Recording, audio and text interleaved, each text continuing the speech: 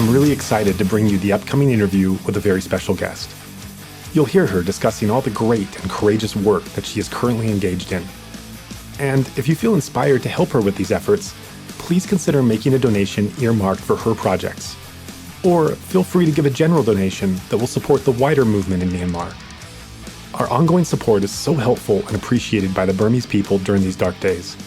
Simply go to insightmyanmar.org/donation to contribute today. Or stay tuned to the end of the episode to hear more options. Now, let's hear from that guest herself.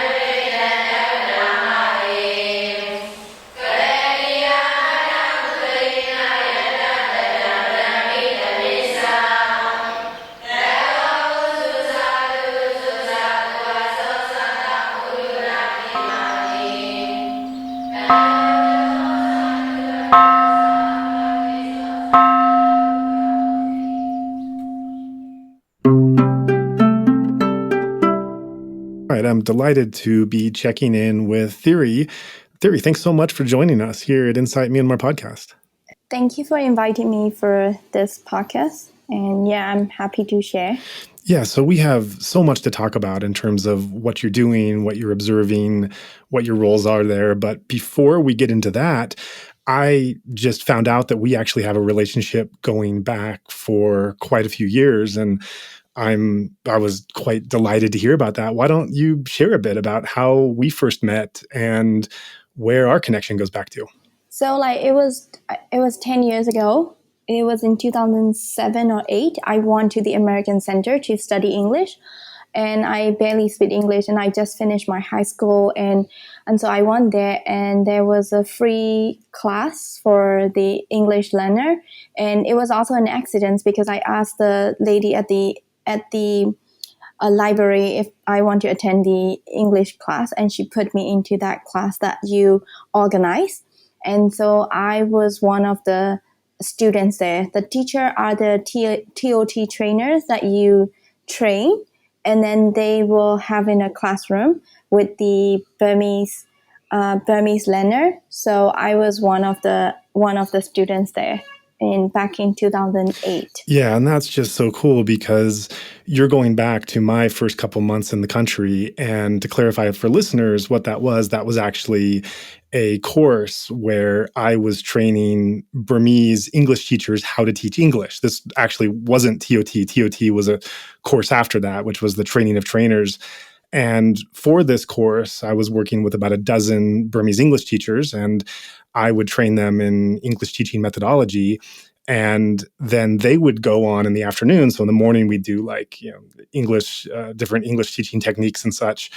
And then in the afternoons, they would actually try those techniques on teaching English language students at the American Center. And So what Thiri has told me is she was one of those students. I didn't actually interact directly with those students. I was interacting more with the teachers and then observing them and taking notes. And we were going back and talking. And so it's just so incredibly cool to hear that one of those young students that was in those classes at the back trying to learn basic English is I am now having this fluent conversation with, and we're going to be doing more than just practicing our English. We're going to be getting into a lot of serious and heavy topics, but it all goes back to those English 101 classes at the American Center. Yeah. And also it was interesting. Like I think I listened to you explaining to the course at the SAC, which is at the American Center Library, the upper floor, and I barely understand what you said because I thought you speak too fast, and I didn't understand I at all. Like I think I only understand 10% of what you said that time. Right. I probably did speak too fast. I probably still speak too fast, but you're at a level that you're able to understand me now. And, that's just so interesting because when I taught that course, my predecessor who was there was also bringing these teacher training courses to Burmese English teachers. And she had warned me before going in that the usual types of courses that we were running in other parts of the world, that the level of those courses we couldn't run here because the students couldn't, by student, I don't mean you actually, I mean the teachers that were in the course, that they wouldn't be able to handle that workload and that level of activity that we were expecting, which I really didn't buy into. And I really felt that I wanted to run that course at the same standards and curriculum that we did anywhere else and just do whatever I could to bring those teachers to meet those standards and have faith that they could do them if we scaffolded it and said it the right way. And they very much did. And I've never really forgotten that experience because to me, it's always spoken to seeing other foreigners come into the country and have certain kind of biases or discriminations or judgments about what it is they think people there can or can't do. When, through my experience, I really feel the way to go about it is to have the same level of standards you have anywhere else, but the methods in getting there, you have to adjust based on what you're seeing of your participants and your students in terms of what their needs are and how to help them get to those levels. And that course definitely proved it. Yeah. It was that was the beginning of my journey itself, and you can see like the impact that the course has an impact on the student like me, that I am here today. I speak English fluently, and I already got the master's in the States, and I work in the big organizations and all the things. So there is definitely an impact, and this is the effort of that teacher, the Burmese teacher who trained us there. And it was the beginning of my journey and everything, like learning English and also other activities those days, because those days things were not open up and things were quite difficult to get. Like we have very limited resources, but from there, like before the country opened up, and then we have a country open up in a little bit in between, and now we're going back to the closed society. So in 10 years, the change has been like up and downs, and it's interesting to witness the 10 years experience. Yeah, I'm sure. And this is just kind of a live on-air catch-up between you and I of like a decade plus. And it also fits into this podcast interview. So as we catch up, why don't you let me know what you went on to do after that course, what that, from that very beginning course, what it kind of started and inspired you, and then where you went on from that, and how you've ended up where you are now since February 2021 and what you've been doing. So I know that's a mouthful, so give us what it is you want to share. So after the course, they selected the two people to I don't know how many people, but they give some people some scholarship to attend at the English class, the official English class at the American Center, which you usually pay around $100 or something, which is beyond my budget. And so they give that course give us the scholarship. In our class they selected two people, and somehow I got that scholarship to attend at the level class at the American Center, because at that time American Center has the English classes and also the elective classes.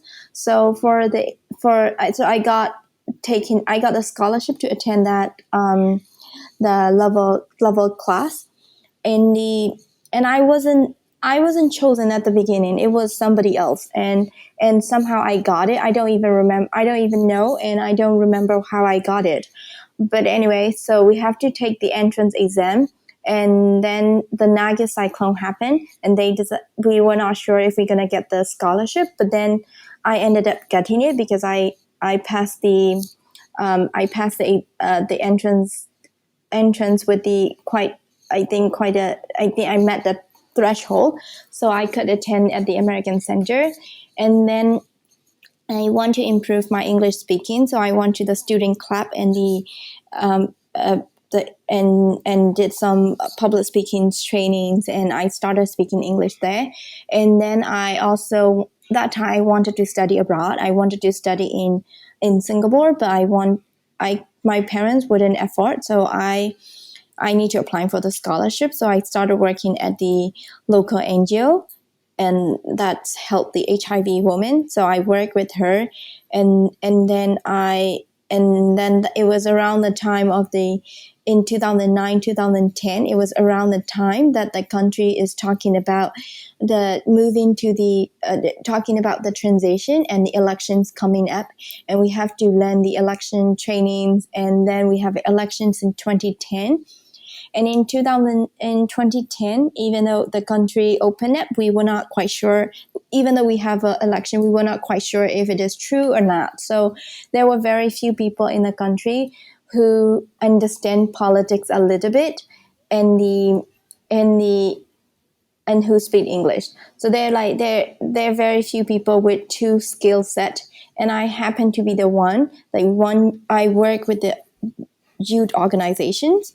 And then I talk to the international media when they come to the country, because I speak English and I understand a little bit about politics. So later, one journalist asked me if I want to be a translator for him.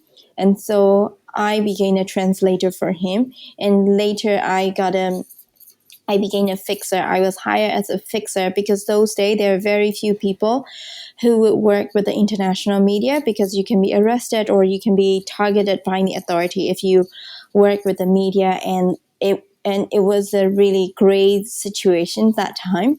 So I happened to be one of the fixer there, and then in 2004 I started working with the New York Times, and later I worked with the Human Rights Watch and the other human rights organizations until I studied abroad in 2017. And then I got Fulbright in 2017, and I did my master's in human rights in the States. And then I got back in 2019. And 2020 it's a wasted time, and we mostly stay at home, even though I've been doing some research work. And then 2021, we are now in the coup, and I'm now working for the New York Times.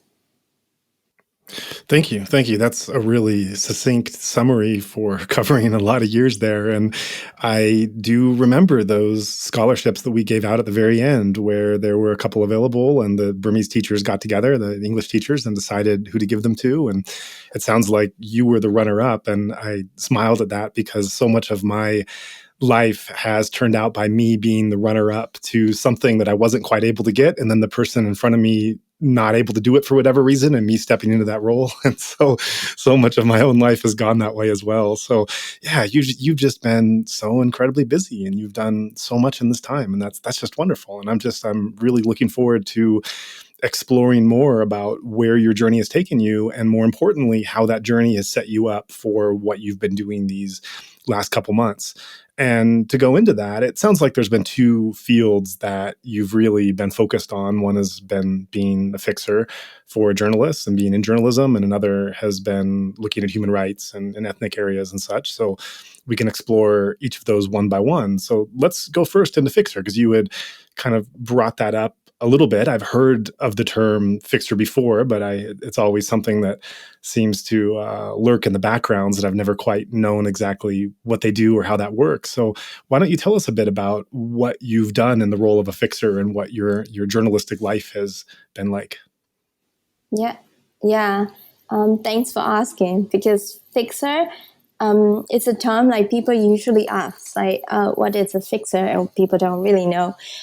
So my definitions of fixer is the combination of a journalist, a translator, and the tour guide, but local guide. It's not just tour, but you have to you do the logistic work. So, for example, like my work as a fixer, the work involved, like I would help the journalists develop the story angle, like when they comes into the country, because they're new to the country, or they may not be aware of every single things happening in the country. So they will come in with the set of idea that they want to do this and they want to do that, and so my job is to make it happen. So to make it happen involve that I suggest some story idea, what is happening and what would be the story word. So that I think that's what the expertise of a fixer is, as opposed to a translator, because you need to understand a little bit about journalism. Well, not a little bit. I think actually you need to understand about journalism, that what is newsworthy and what is not, and how to make it into how to make things into the newsworthy, and so that kind of thing. And you have to find the sources, and once you get the story idea developed, you have to know who would be the good person to talk to, good sources to talk to in this piece. And so we would suggest I would suggest who would be the good people for this and for that and that, and then I have to arrange meeting with those people and with the sources, and also finding the background information needed for a story to run. Because the international media, the way they work is more with the news story, so you have to develop it into a story. So I have to find the information that would be suited for this story, and also who would be the good person to talk to. The sources, it can be on the record for the quote, or off the record for the information. So I arrange that kind of meetings. And if that person that we interview doesn't speak English, then I translate for them. And when I translate, it's not just translating the language; it's also translating the culture and the meaning behind what is going on in the situation. So it's rather than the language itself, the translation, it's also reading the environment and reading the culture and reading the meanings of the hidden meanings of what that person say culturally and in that setting. And so that kind of work involved. And also I do the logistic arrangement, because since foreign journalists come into the country, I arrange. If I need to arrange, I arrange the car, and if I need to arrange the internal travel ticket, the air tickets or other things, so I arrange that kind of logistic things and the permissions to access to certain areas, and hiring a local translator. If I move to other place where I don't speak their language, I also need to hire another fixer, another translator. And so I arrange that kind of that setting. I arrange the fixer, or also arrange that payments and the itinerary of our trip, and all involved.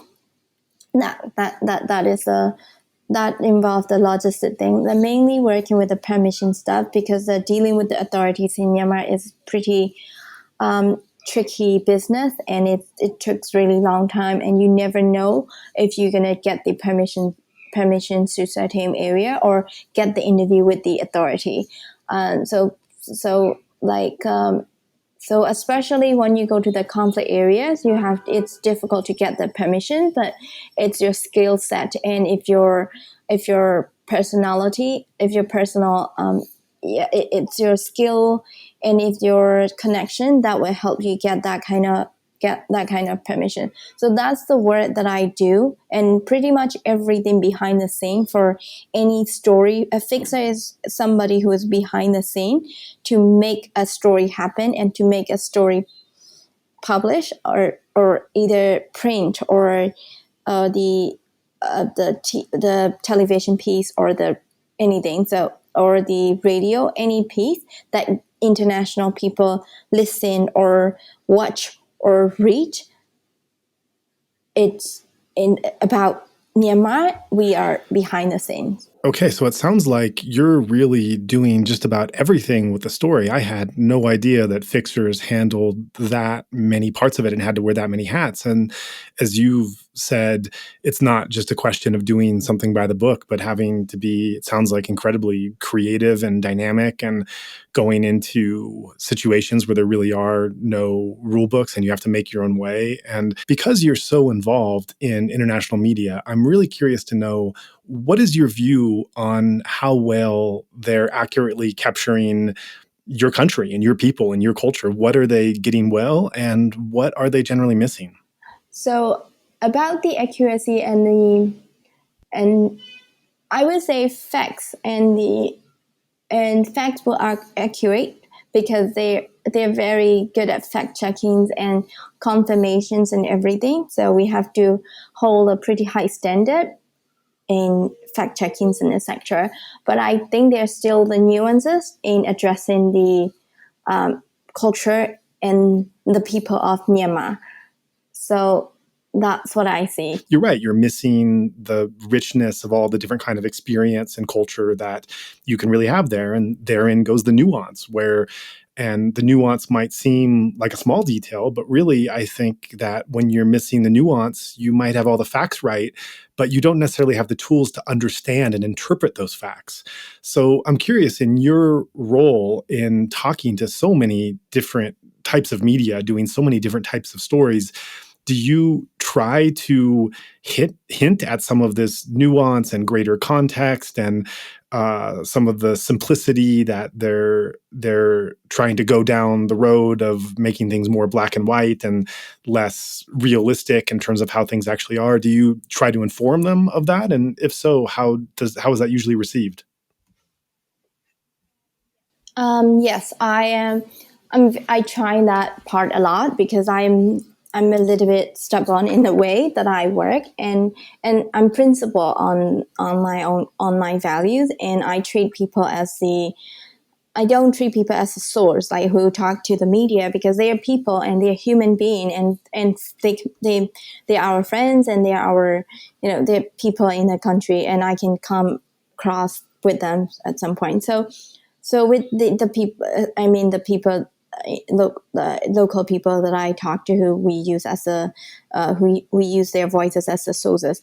But for the international media, most of the time I try to explain the complexities of it before jumping into the story, because I usually, if they're new to the country, I explain to them in Lunt of the situations, and then most of the time I would say I could resist and I push for it. Like if I'm not happy with, if I see some things need to be fixed, I push for it. Like I was like, okay, not this and not that, and I don't want to.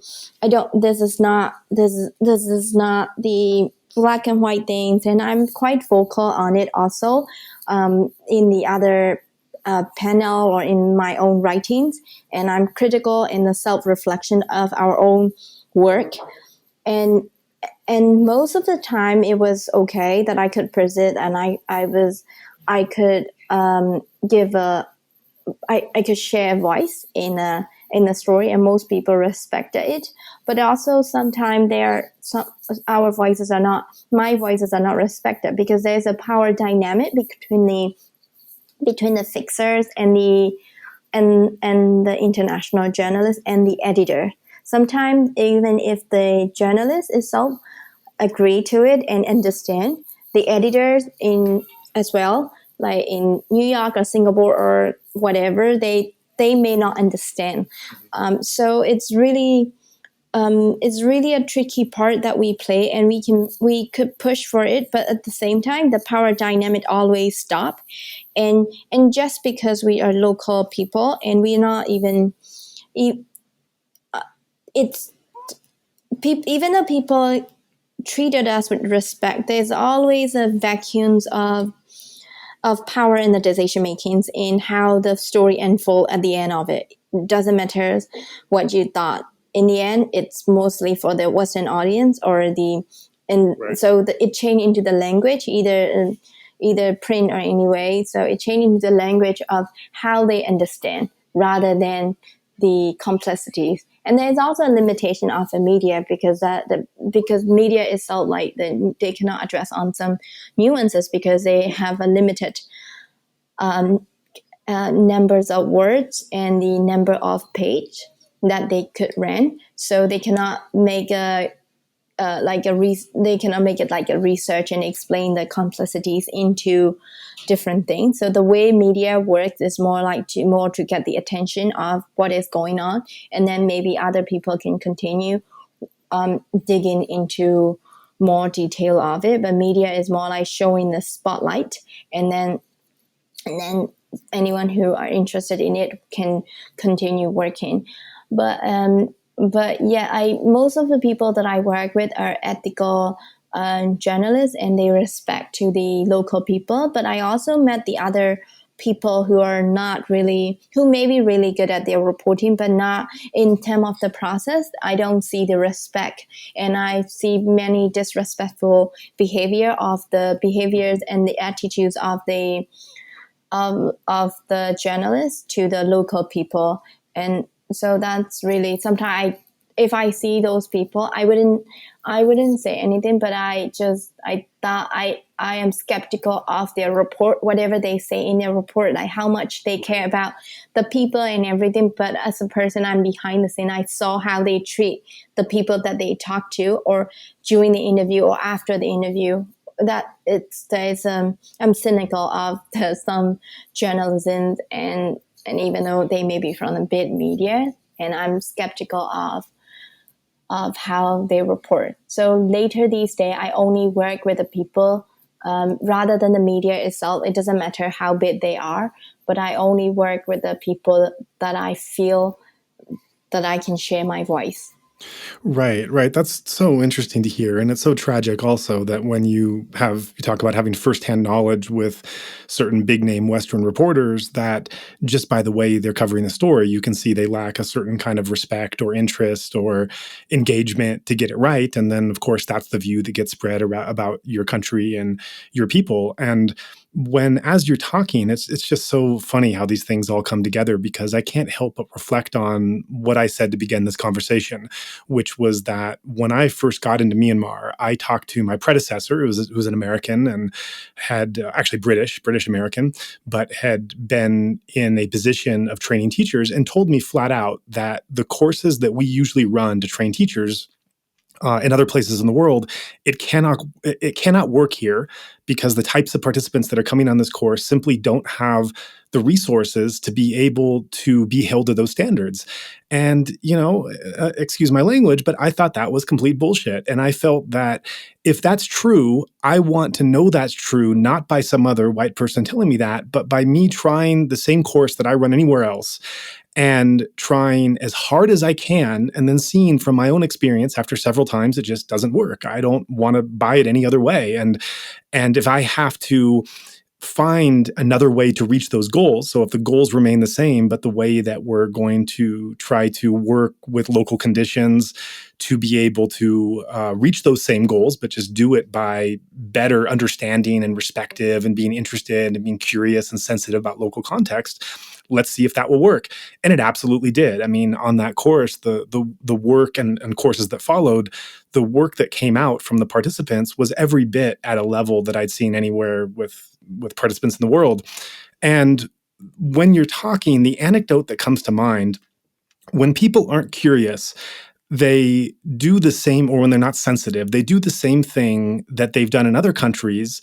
And when it doesn't work, they don't necessarily have the curiosity or the self-reflection to think about why it's not working. And where I'm going with this is I have a specific example in mind.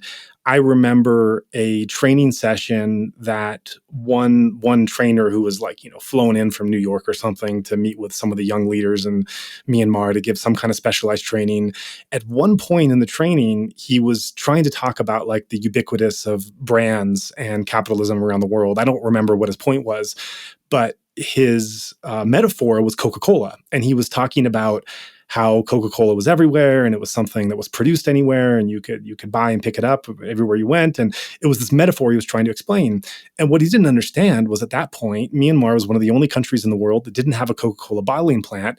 Coke was available in Myanmar, but it was only available through imports from Thailand. And so at that time, not today, but at that time, Coca-Cola was kind of like an upper class, expensive beverage that you didn't have very often. You only had for special occasions. And it was kind of the opposite of a product that was just anywhere at any time that you wanted to get. And so his whole training was around this notion of something that would work in almost every other country and culture, but it didn't work there. And he wasn't curious enough or introspective enough to be able to go and investigate, why the things that were working elsewhere wasn't working here, and instead was passing that off to, the participants not being able to necessarily understand what it was he was trying to say or to get across. And, basically it was on them instead of realizing that he just needed to modify and adjust what he was trying to do to get them there in a different way. And so going back to what you're experiencing in journalism and some of the foreign journalists that come and that are trying to tell the story of your country and trying to share that with an international audience, I kind of want to flip the question. And we're talking so much about these foreign journalists that have bigger names or work for bigger networks. What about the young and maybe not so young Burmese journalists? What about the Burmese journalists thing? I said young because that's kind of on my mind with this current coup, is that we're seeing this extraordinary crop of mainly young journalists that are really getting their chance to show their stuff and tell their story and be on the scene. But of course, journalism has been a field in Myanmar for many, many years and goes back, even centuries. And so according to your knowledge of what you're seeing, not just about being a fixer for foreigners coming in, but what you've been seeing now and in the past several years from the Burmese journalists on the scenes, what do you find with them? What kind of story are they telling? How is that different? Mm-hmm. Yeah, it was. I would say they're incredible, especially in the coup time, and the way they report. And they are risking their life because they're in the front line and going out there. And also, especially the people in the ethnic states or in different states and regions where there are very few, very few medias are can reach out to. Like even the local bid agency cannot reach out to every state and region in the country. So the journalists are really doing, they are young, or maybe they're my age, so they're doing their best, and it's incredible in a way. For now, I would say there's what you call like the divisions. So we started developing the medias in 2007, 2008, but it was very few private media, and we barely know, only like one or two of them. But before that, when we say the media, is more like the entertainment or interviewing the celebrities and everything, not the news media. So the news media started developing around 2007, 2008, but it became more around the 2009, 2010. And so since then, there are lots of people, lots of young people curious about politics, and they joined to the journalism, and they report it. But the journalism in the country, those journalists who are not, when they started it, they're not necessarily coming from when they started, it wasn't that, oh, I want to be a journalist. I think there would be very few people who became a journalist because they wanted to. It's more like they were interested in, most people who became a journalist coming from the activist background, which means they're interested in the country's affairs.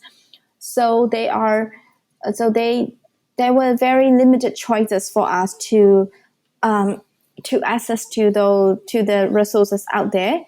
And so there are very, very few career for the people that time. So you cannot do the politics, or you cannot really, there are very few political science courses and everything. Plus, the situation of the journalist itself, living in a third world country with lots of crises, we are not the outsider in every crisis. We are part of the crisis. So we are the, we are the character ourselves in our story. So you cannot differentiate between the activisms versus the journalisms in a way, even though people are trying to be very professional and people are trying to be ethical and principled.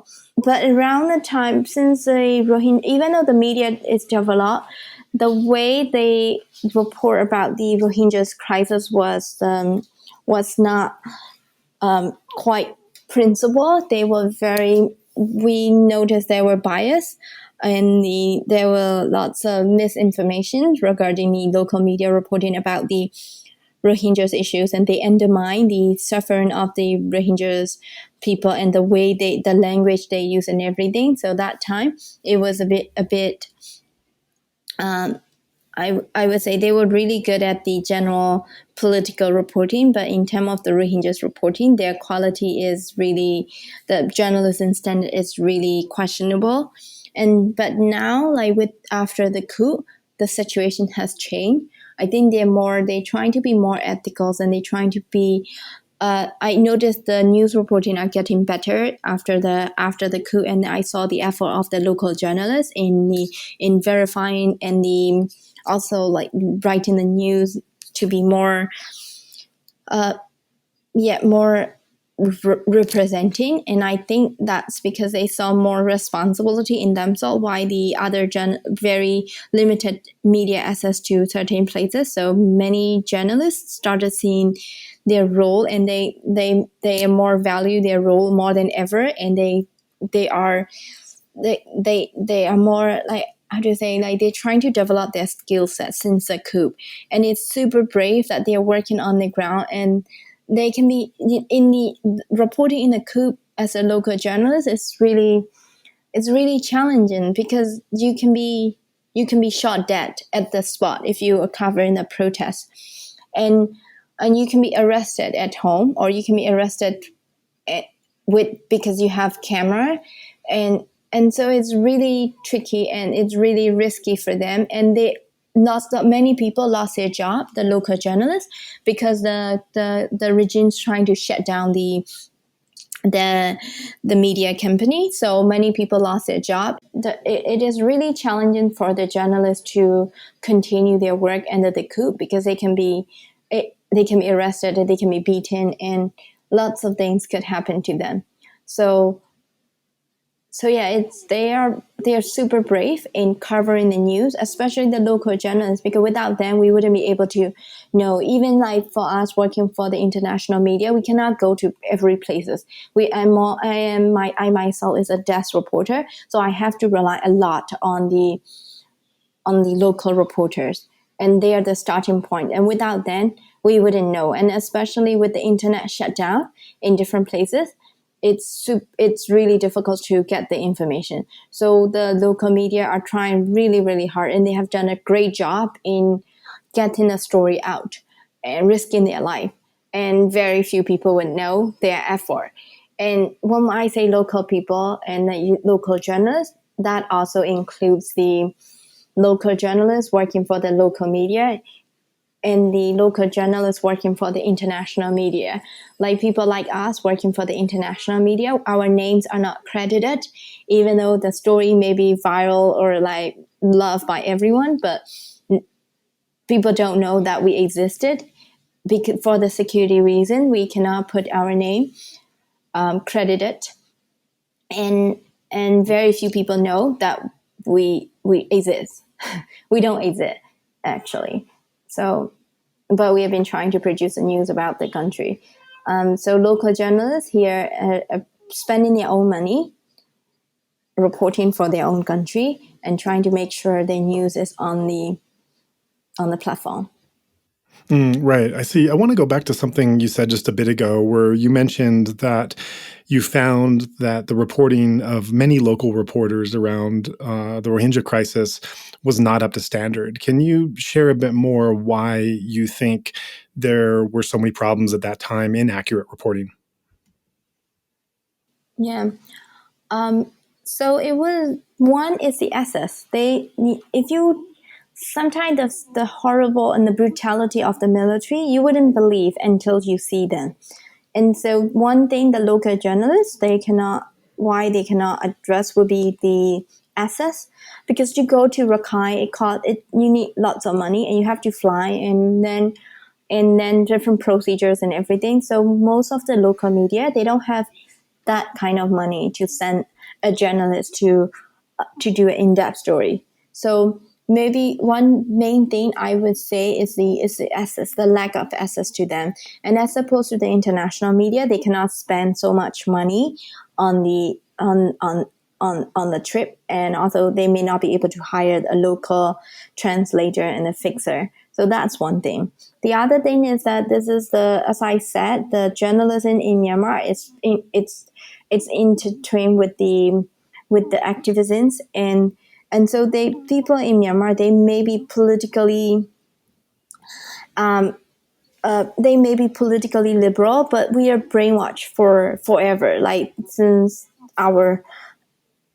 we grew up, we are brainwashed by the regimes, and the regime is famous for the previous military dictatorship. It's known as really good at divide and rule. So that was the brainwash mechanism that they use of us and them. So they always trying to make the Rohingyas as we never learned about Rohingyas or anything in our textbook, but around 2012, when the first the case happened, then they started talking about, Rohingyas are outside people. There's no Rohingyas, only like Bengali, and people who trying to manipulate the politics are trying to, destroy the countries and everything. So that's like we are brainwashed for decades. And so we have a limited information and limited access. And so it's always happened, right? When the states sponsor divisions of the ethnics, and it's easier for people for a long time, it's easier to people to believe that these people don't belong to us. And especially the country was in transition, so anything they don't want, and people were really worried that the transition from democracy would be shifted that time. I mean, transition from democracy would be shifted and getting back into the hands of the military. So their idea is just to push the country to another, to a better, to a place where the military cannot control over. So for them, the main goal is to have a transition in a state of democracy, which is free from the military. So they are pushing for it. And the journalists are also, my analysis is that the journalists are also like coming from the activism background. And so they want to push the country to that goal, like to get out of the military. So for them, anything that's challenge that effort seem as they seem as the not genuine effort. So maybe that's why they cannot see beyond the ethnicities and the citizenship boundary. So when they approach the Rohingyas issue, but I would say the main thing is the access, that they don't have finance financial power and other resources to get to the areas to understand the suffering of the Rohingyas, and to realize if it is true. Right, right. And you mentioned that during this current crisis that you're seeing an improvement on the part of local journalists, and yet you're also working with a number of international journalists, and I'm sure even the ones you're not working with, you're reading and following their materials. So, what are you finding as the differences between how things are being reported and shared in country and how they're being shared out of country to foreigners? I think the daily life is missing.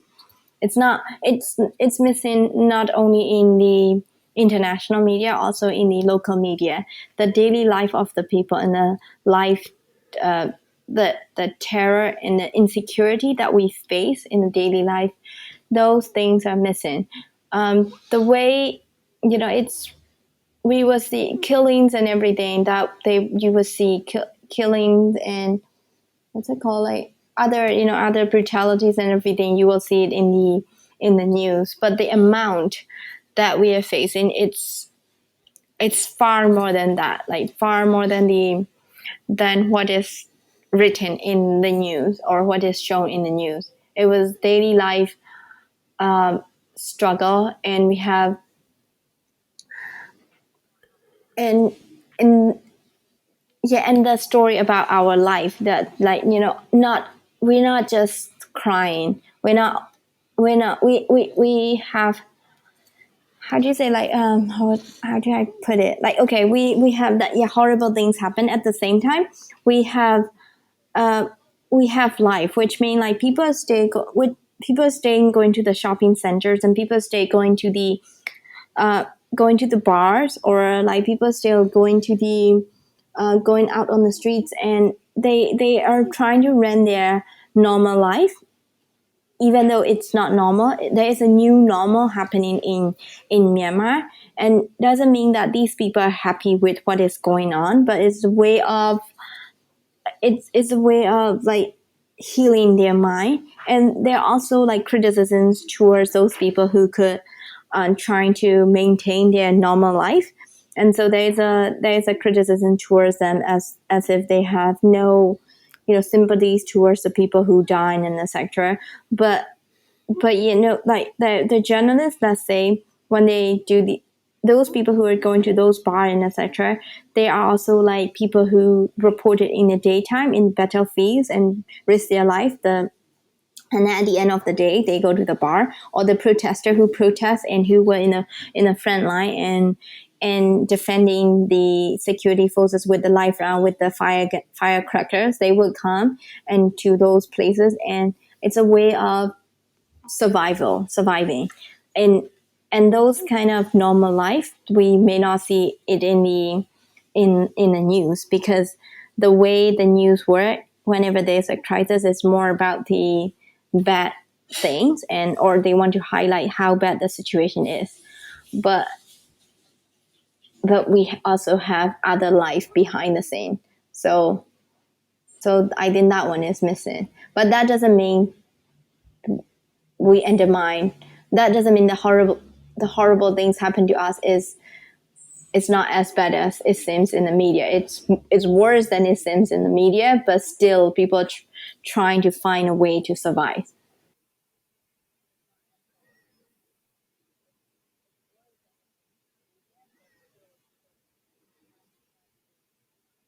Right, and that's what's so interesting about you're saying is you're actually the two examples you're giving is that on one hand, things are actually worse than are being reported, but on the other hand, even though things are worse than we're reading in the news, people are trying to have some semblance of normality in a greater terror than we're even imagining that's being reporting. So that's quite a contrast and juxtaposition to hold in your mind if you're not in the country and you're trying to understand how things actually feel. Yeah, I have to. Whenever I talk to my friends abroad, sometimes they come and cry, and they were like, "I'm so." My friend, Burmese friends who are abroad, and they were worried about Myanmar. And one of my friends, like, she cannot have life since the coup. Like, she doesn't go out and she doesn't do the shopping anymore. She doesn't cook for herself, and she cannot concentrate on her studies and anything because her brain is overwhelmed by the incidents happening in the country, and whatever she hear or whatever she reads, whatever she consume is a negative things happening. And so she thought that things were really bad, and so like she was so yeah, things were really bad, and she was crying almost all the time, and she couldn't have life, and she feel guilty. So people who are outside has that kind of guilt, like if you're away from home and if you cannot witness the situation with your eyes, you try and if you have to picture things through the media, and you tend to see things worse than the reality. The reality is worse, but not in a way that the that people who are not there imagine. Right. So on one hand, you talk about how there's a normalcy that's happening through this that people that are not in Myanmar don't experience. And by the way, I'm just like your friend. I'm also having a hard time going out and cooking and having any sense of normalcy before the coup, even though I'm not there. But on the other hand, you mentioned that things are actually worse than what we're reading and how it's being reported. So you've described a bit how this normalcy is trying to take place. Can you share a bit of detail about how the terror is actually worse than what we're reading? Because from what we're reading, it's already pretty bad. Yeah. What we're not safe at all at home. Like you can arrest you never know when your doors will be broken into, and like here's how we live. Like every night before after 8 p.m. I'm scared for no reason. If the dark comes, I feel like something's gonna happen, and are they going to arrest me or anybody got arrested, or with that fears that we live. And then we never know. You never know when they're gonna break into your home. So I'm not living at my homes, and I'm living at another safe place. And every night before I go to bed, I have to hide my phone into different places, like I hide it in my underwear boxes because the soldiers are superstitious and they don't want to touch on the woman's underwear. So I usually hide my phones in those underwear so that they don't touch, even if they breaks into my room, my place, and then they search for it. I don't want them to find my phone. So every night, and also like there are many nights where we have to turn off the light and stay in the dark for hours, or if the soldiers are coming into the street.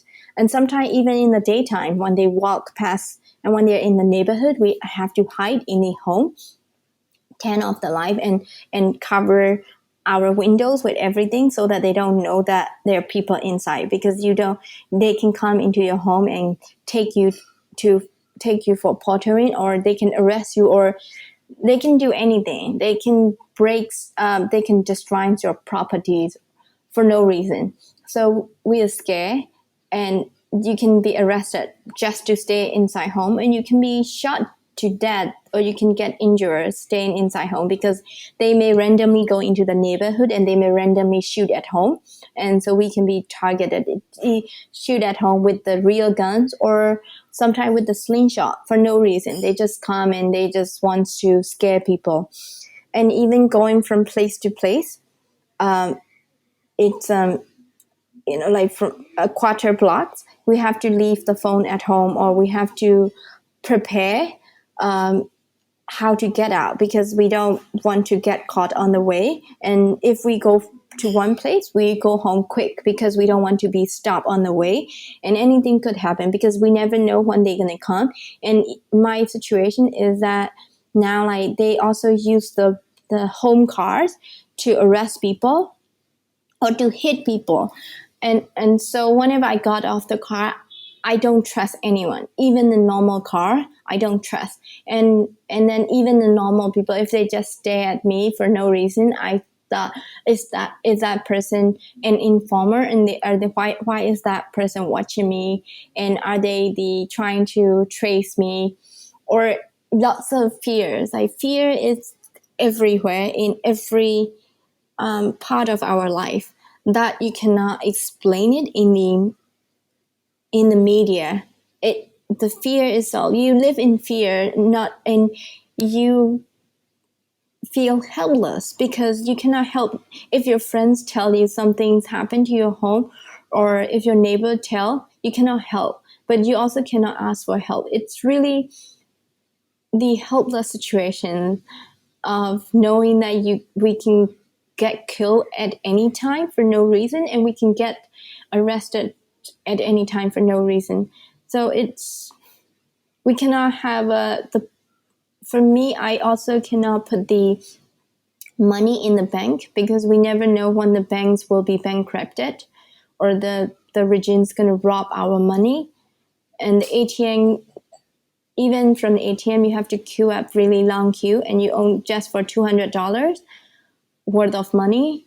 And if you keep cash in your hands, you have to be afraid that what if they break in for gas registrations or whatever reason, and they can steal those money. So we have to hide money in our homes as well. So it's not safe. The feeling, I cannot explain the feeling of a lack of safety and live in fear every single moment.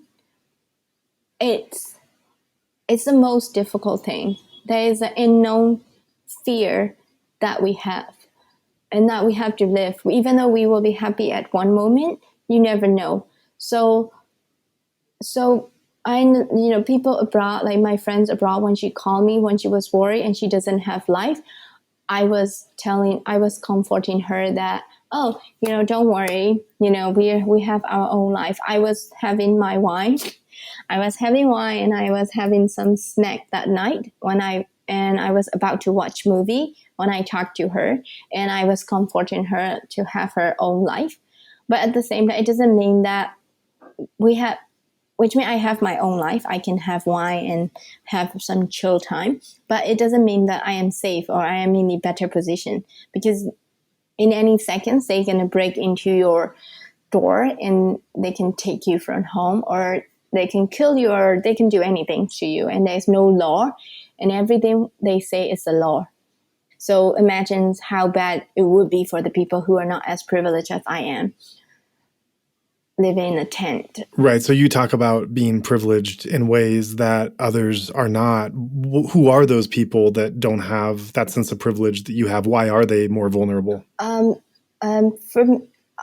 Let's say for me, like I'm from a certain socioeconomic status by now, because of my work, and I can spend more money, and I have my own business and everything. So I have I'm better off in a way. So I'm in a safe houses, but for the people, especially in the suburban areas, the factory workers, they live on the squatters. Like the squatters is that they don't own the home, and they're moving around, and they are living in the places where in the middle of the dirty drain, they build their houses, and the houses are overlap in the crowded places, and their incomes are less than $1 a day, or around $1 a day. So there are people like that, and the people whose home they're tent, and they don't have they don't have full walls. Like they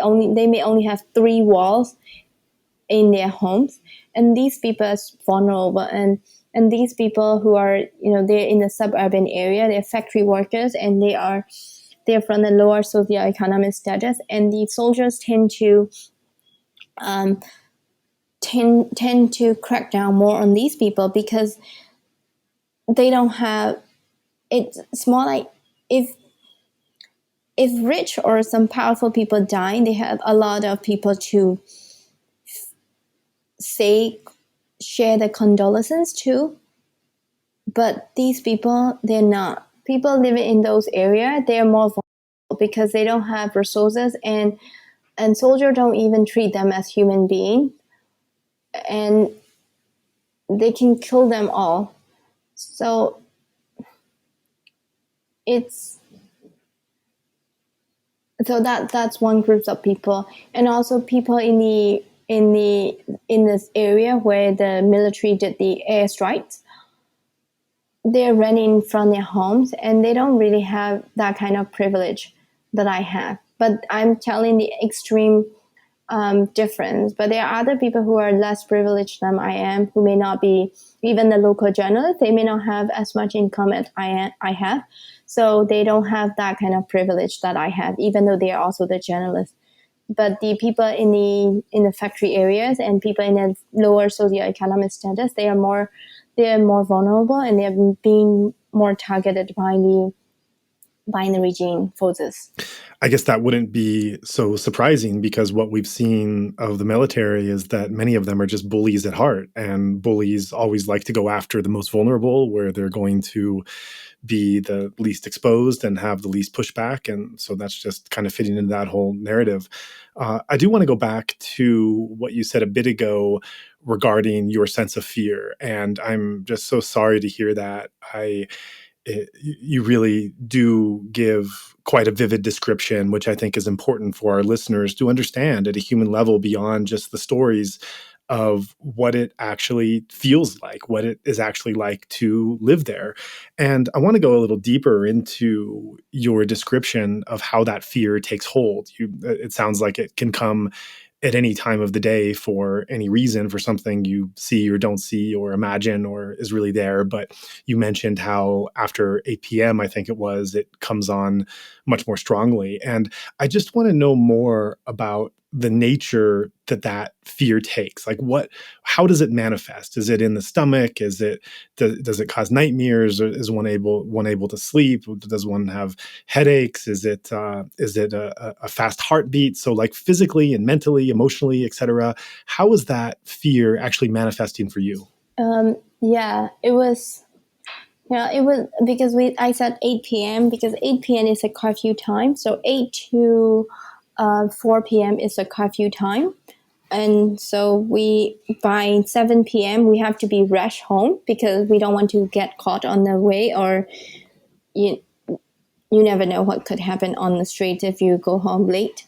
And so all the stores and everything is closed by them. So after 8 p.m., people started banging pots and pans. They're still doing since the beginning. And amidst all the crackdown, that's the only resistance that people can show. And so we still do that. So after the banging pots and pans, it was more like a silence. And then they usually arrest people around midnight. And so from midnight to 4 a.m., it was like a really long time. And at the beginning, in February, when the night terror happened, we couldn't even sleep for days.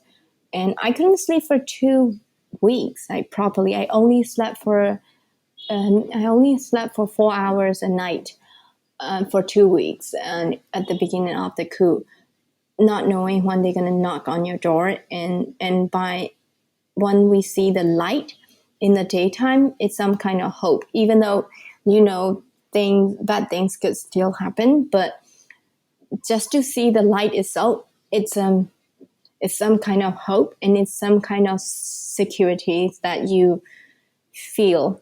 So the feeling is that my heart, it's a heavy heart, and also like there is a mixture of feeling of that fear. You have that unknown fear, but at the same time you have that range that we hate them, and I hate them in our from my bone marrow, and I hate them because I cannot do anything to them, and seeing what other people are suffering, there's nothing I can do to help others. So that feeling, it's just like some kind of big ball inside my chest, between my chest and the neck, and it was almost getting out of the mouth. and also in terms of the nightmare, like got the nightmares, like I got arrested or I got killed or I was running and hiding things every couple of nights, and I would dream about that. And because even though we sleep, it's not actually, the mind is not actually sleeping.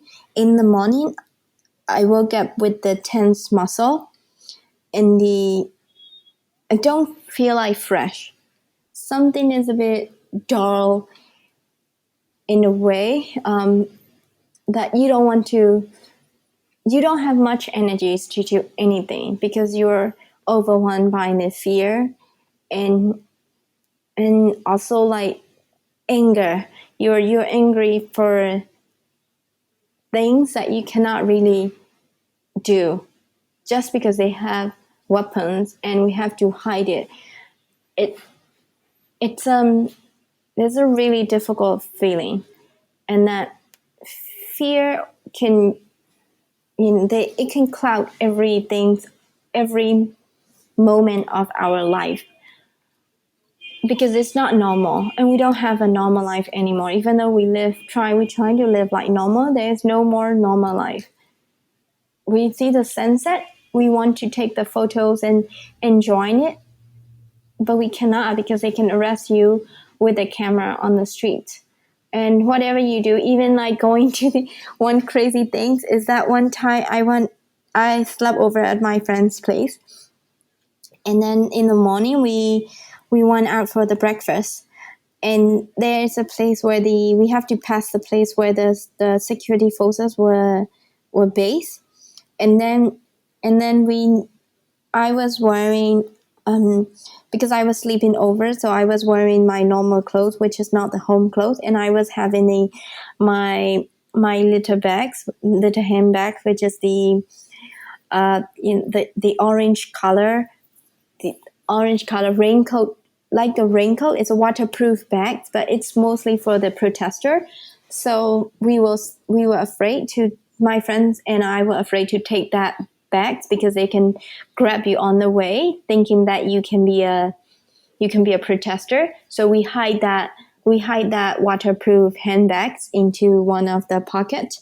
Because we were walking, it's just like a few miles away from home. It's 2 blocks away from the home to get the breakfast. But we are also trying to make sure the way we wear doesn't look like we are about to protest. So we trying to wear like a home clothes, and whenever we go out, we trying to dress in home clothing so that if they stop us, we can say we are just buying something here and there. And so that morning we went out for the breakfast, and we were very careful about what we wear, and if we wear a little nice, we took off because we don't want them to mistaken us with the protester. So we went to the breakfast place, and then we were scared that they're gonna come and arrest us because a few days before that, there were people who were having breakfast at a tea shop, and they got taken from the shop for no reason. Like the soldier came into the tea shop and arrested the arrested the servers and the people who are eating. They only let go of the really old people, but everyone got to jail for like a week or something. So we were scared that could happen to us. And so even having the breakfast, we were like looking back because we never know when they're going to come. And we have to hide our phone. I hide my phone everywhere I go, and I have different phones. And it just extra work. And yeah, that's the situation. Even going out for breakfast, you have to be careful what kinds of clothes that you wear and what color of the clothes you wear, and what is the things that you carry. You don't feel safe at all. That's the daily life that we are having, and we cannot sit at a place for a long time because you never know, they will come with the car and they can take you all. And if you're walking and they can hit you with a car, like on the other day, we saw the video that they hit a bicycle with a car, with their military vehicle, and they arrested that person. He was just bicycling on the road, on the public road. It's crazy. It's super crazy to see all this thing. It's beyond words to express what it's like to live under this regime. They're just stupid and cruel and nasty. Right. So when you talk about not being able to sleep for a couple weeks, or about just the levels of fear and anger that you're going through faced with this kind of reality, you've now been living in this reality for, at the time we're recording this, at least for, about 10 weeks or so. And so have you developed any strategies for dealing with these really difficult emotions, probably to this level of intensity and extent you've never experienced before in your life, but are now a daily occurrence throughout the day?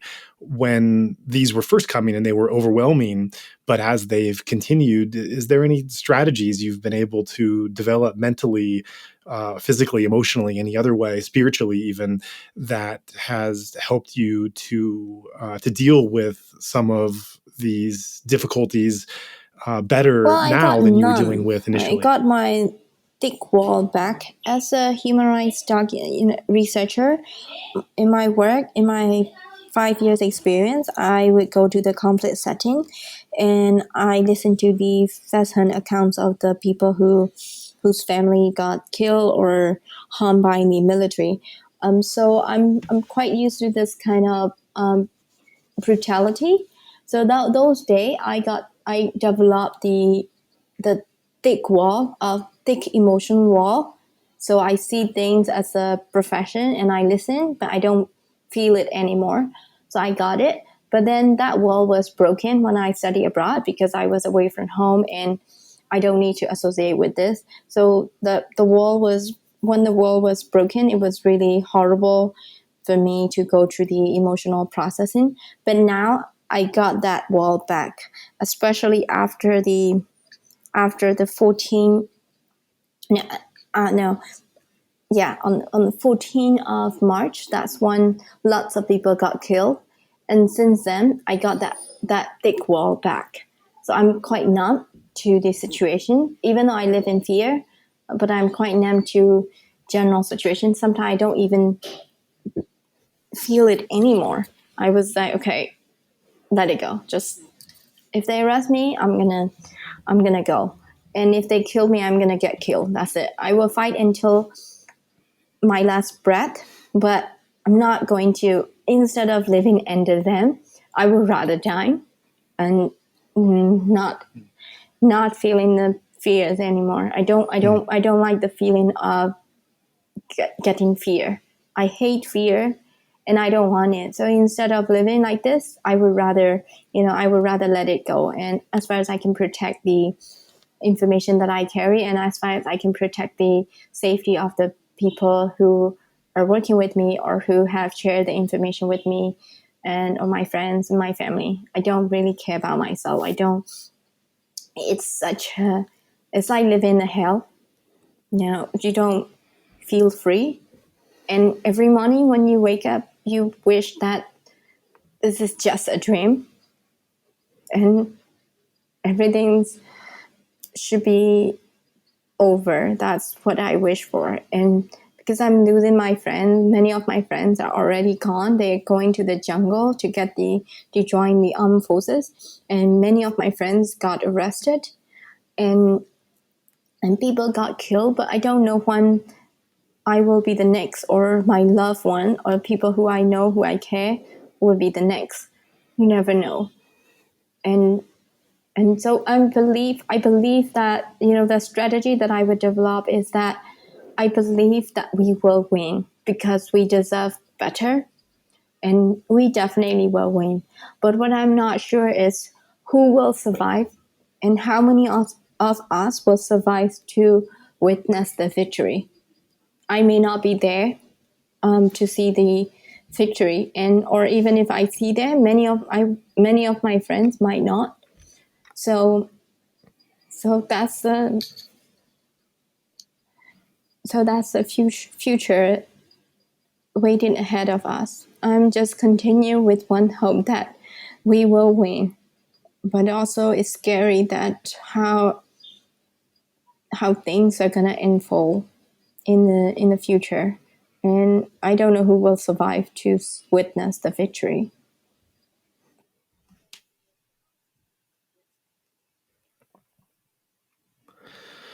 Yeah, thank you for sharing that. Those are really heavy words, and I'm emotional hearing that as well. With how many friends I have there, and knowing you, and knowing the terror that people are under, and that just really brings home how what people are going through, and what they're striving for. And when those of us are hearing those words, it's hard to know how to respond. It's just a feeling of such helplessness, and anger and sorrow, and it's just, I don't know what to say, except it's hard to know how to respond, and that you have a lot of people outside of your country right now that are living in a place of safety and freedom, but that are using all of their time and resources to be able to help you in any way that we can. Yeah, I really appreciate that. And I had a chance to leave the country. Actually, I got visa. I got the US visa, and also I got the Thai visa, but I decided to stay because I cannot carry the survival guilt, and plus I want to be together. I may not be able to help any. I decided to leave many times. I thought about leaving, but I feel like I talk to my friends, and me being here may not be helpful at all, but me being here is it's some kind of hope and solidarity. And so people don't leave with the reasons, like, because leaving, it will wrong signal the my friends and my comrade that, oh, she is doubting about our victory. Is that why she left? And I don't want to give that wrong signal into them. That's why I continue staying as long as I can. Being a journalist, and it's I and also working with the activists, and I myself coming from the activism background, and I'm working with this, helping with the strike committee. I have a really high risk, but still, like, we continue staying. People here, other people also, there are people who got a chance to leave the country, but they decided to stay. I'm not saying those people who are leaving, I'm not saying anything bad about them, because I think anyone should survive. Like, surviving itself is a victory for me by now, because even if they cannot kill us all. So if any one of us survive, whether inside the country or outside, this is our victory. So I count the victory with the survival. So we survive, and even if one person left, that's our victory, because that person will continue the fight. And so, like, there are people who are doing in any possible way they can to help the situation improve. I really appreciate everyone, and I really value the effort of each and everyone, whether they are inside or outside the country or wherever they are. We are all in this together, and I know that we are fighting in any possible way. We are, and our fate is in our hands, and we know that we have to. We really appreciate the support from the international people and people other everywhere, but we understand that the fight is our fight, and the fate is in our hands, given that the international structures and the UN structures with the bureaucratic procedure, it won't, very little help that they can give other than the condemnations or putting sanction. And yeah, as somebody who understands about how the human rights structure works, global human rights structure works, I don't have much hope on them that they're gonna bring some changes to us. The world has always, not the people, I mean the UN and the governmental structure, has always failed in crisis, in the mass atrocities. They only say never again, but they didn't do any potential measure to stop them. So they fail in every mass atrocities. They fail for Rohingyas, and they also fail for the crisis and everything. So I don't have much hope on them unless they change. There's a structural issues there. And so I really appreciate the effort everyone put in making the situation better. But yeah, we have to rely on ourselves, and the fate is in our hands.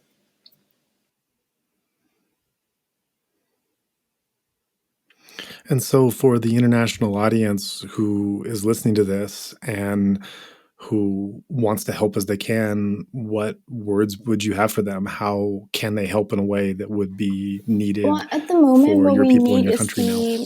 at least for me, is the hope and solidarity. At least knowing that people don't forget us. This is what happened. We did lots of local people. Whenever the international media come, like when during the CNN trip, you may see, it's all about hope. So hope is the only one that has driven us. And so rather than the practical help, I don't know what the practical help that the international community can do without changing the structure.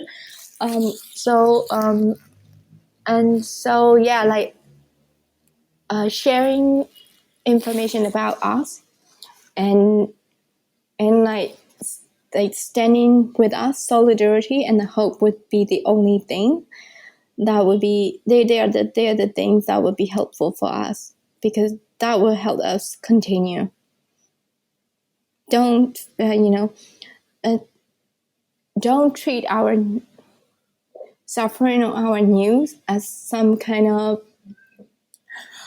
breakfast table reading. Just continue sharing, because at least that we can do. And I want our situation to be heard by people. I don't want this to die out, and gone after another big incidents happen. We don't want it to faded it away. We don't want our suffering to be faded it away, because we are actual human being, and yeah, we need that kind of support.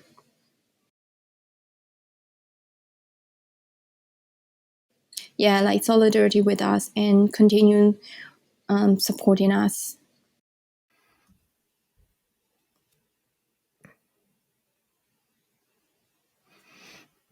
I'm glad you mentioned the visit by CNN. This was Clarissa Ward who came, because that was a question I wanted to get at you with. There's some different views about her visit and her reporting. There are definitely some people who are quite delighted, a lot of Burmese who are quite delighted that you had such a major network that was coming there to report to many more people and try to bring access to the Western world as to what was happening.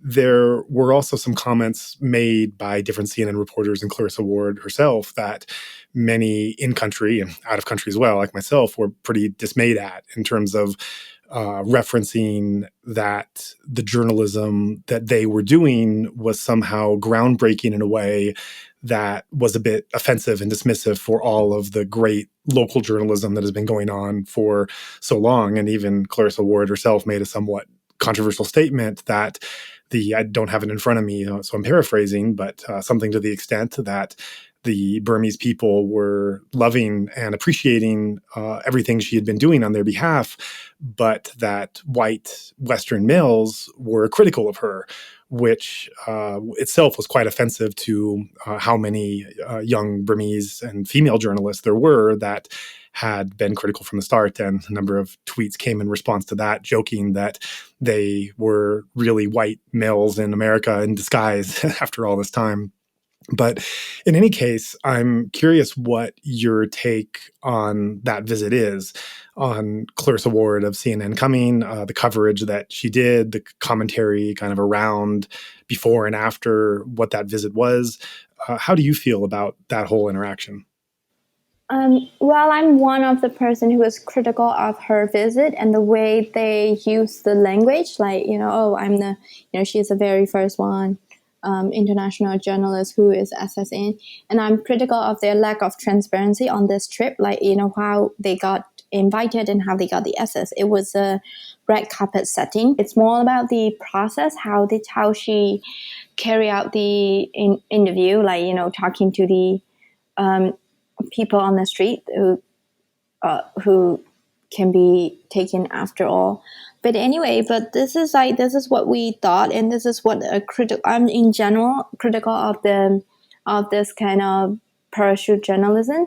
But in the meantime, when I look at the people, lots of Burmese people liked her visit because, as I said, it's her visit won't change anything, and so like I see it as it's a hierarchy of knowledge and hierarchy of criticisms. In the end, it doesn't matter what I think. It's matter what the people feel. Her reporting, she should have been more, I would say she should have been more reflected on her journey. Like, even though the reporting itself is problematic, I think seeing that people have having hope, whether it is false or real, it will make them survive. So in that sense, CNN visit is important and makes the movement, make people, continue their fight. And then I want them to be more cautious with the situation in next time when they go to any conflict sector, rather than don't treat them as your source or your characters or some kind of materials in your report. That treat people as human beings because they have put so much hope on you. And then you should take more, you need to take responsibility. I think that's a responsibility of the journalist, and the way she sounds is not quite respectful to the local journalists who risk their life and reporting, like knowing that, oh, I'm the only one, who got it. It's quite arrogant tone, but she should be more careful like that in the future. Anything, I did not know that, but in my experience, when I work with one of the really one big agency, and I took them to the Rohingyas camp, and then it was a video report, and she was so sympathetic in the microphone and in the camera, and I was like, okay, this is happening. And then the way the TV journalist would say, but then. And she doesn't let she doesn't like the Rohingyas kids coming to her because one of them was coughing. So she was like, oh, please, can you move them and etc. So I was like, I have seen that kind of journalist. So I don't want any journalist to be like that, because if they go to any places, people see you as a hope. It doesn't matter what we think. For us, we are some kind of privilege, and we have, at least having internet at home is a privilege now, and so we can discuss that kind of thing of what should be and what it shouldn't be. But for the local people, it doesn't matter. It's only the hope that if any outsider come, it's a hope that they carry, and they want to continue having that hope.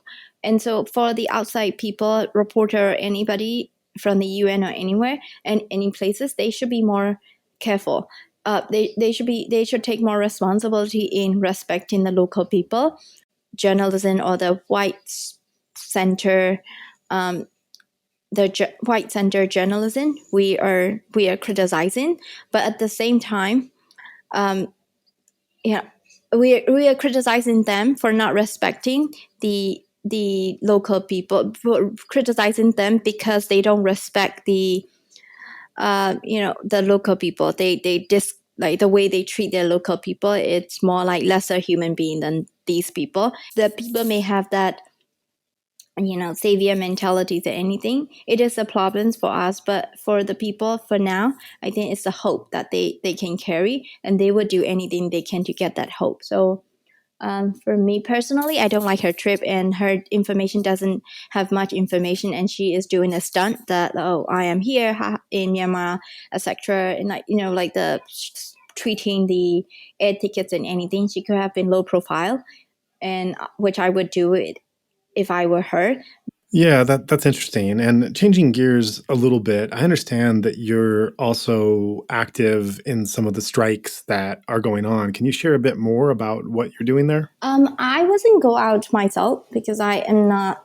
I'm more like just reporting, doing the logistical support to the strike committees. So if they need the safe houses or if they need money, and I'm more like a one-stop service for them, so they can call me and they can ask me, and so I make it happen. Being a fixer, I have lots of connections and I know how to make things done. So when they call me, and if they don't know where to find which, they call me and I help them with the things that they need. Like if they need the meeting space, I arrange the meeting space for them, or yeah, other things, like many other things, that, or if they need the supply, or if they need money, and I'm trying to make it happen. Right. So that sounds like that itself can be quite a hectic, high stakes, intense situation to have all these requests coming that sometimes I imagine could literally be a matter of life and death, and then having to deliver on whatever request is coming at any minute, and then the next minute something else that needs to be delivered. So that seems like that could be quite a bit to handle. Yeah, you have to respond quick because they should not stay at one place for a long time. And when they ask for it, it's more like you do the immediate response to them, and also like sometimes they need money for in terms of the money, because there is a problem with the money flow inside the country. They cannot wait for the money from the donation. So I have to use my own money and to pay at front before their money comes. So that thing's also involved in my work. Or I take money from someone else and trying to switch make the money flow internally. So that kind of process involved. Or somebody needs a printer, so like A3 printer. So they need to print it from the one area to another, and arrange that kind of thing. Like bringing how to get because the one time I brought the printer from Hlaing Daya, which is more like a battle zone. It was 2 days after the Hlaing Daya crackdown, and there was no internet access or anything. So we need to get the A3. One group wanted the A3 printer, so I have to find the A3 printer in town, and so I got it.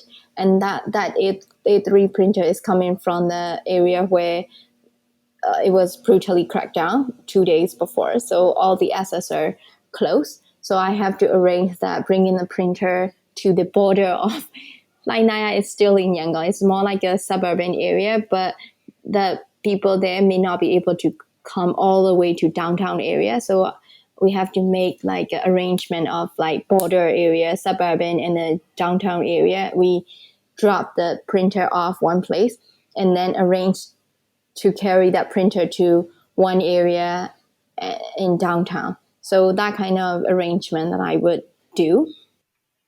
Right, right. And it sounds like you are fitting into a role based on who you've been and what you've done for years past. And this is what we're seeing of everyone now. People that are coming from whatever their profession or their skill sets or their connections are, that is how they're fitting into the best role that they can play here. Because obviously not everyone is meant to be on the front lines. Different people can be play productive roles in different places depending on who they are. And you mentioned about funds and the difficulty of being able to get funds in and urgently give them to different people and activities that need them at that moment. And we should also mention that our platform is able to accept donations from anywhere outside of the country, and we are able to get it inside. And so, for those that are listening to Thiri speak and that would especially like to support her and the work that she's doing and the people that she's supporting,